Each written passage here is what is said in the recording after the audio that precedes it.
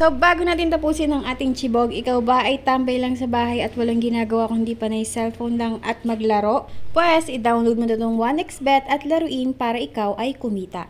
Siyempre, ang una niyang gagawin ay i-download ang 1xBet. Ang link dito para ma-download ay nasa comment section. At may good news to mga best, dahil sa unang pag-cash in mo ay pwede kang makatanggap ng up to 7,000 pesos. So, para makapag-register, fill upan nyo lang ito at ilagay ang promo code na COOKJOY. At para naman makapag-cash in kayo, i-click nyo lang ang deposit button sa ibaba. At ito ang lalabas. So, marami kayong pwedeng pagpilian kung saan nyo gustong mag-cash in. So, meron sa GCash, PayMaya, meron din sa Bangko at marami pang iba.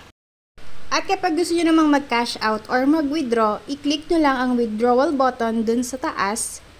At ayan ang lalabas. So, marami din kayong option kung saan nyo gustong mag-withdraw. So, meron din PayMaya, GCash, ayan, Jeton Wallet, AstroPay, at marami pang iba. Meron din sa Bangko.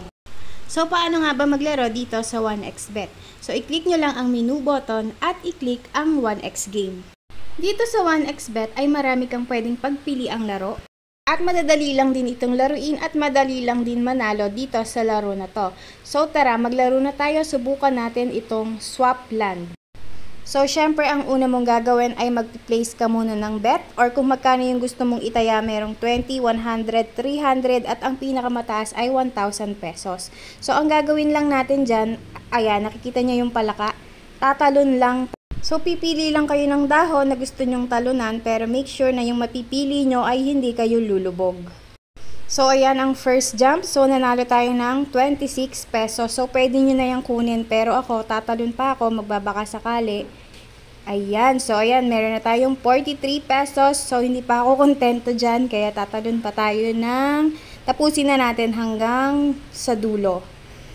So, ayan, meron na tayong 108 pesos. Yan, so kinash out ko na siya. Ang minimum withdrawal nga pala dito guys ay 500 pesos. So pag meron ka nang naipon na 500 pesos, pwede mo na siyang i-withdraw. So ganyan lang kadali maglaro dito sa 1xBet, kaya download na.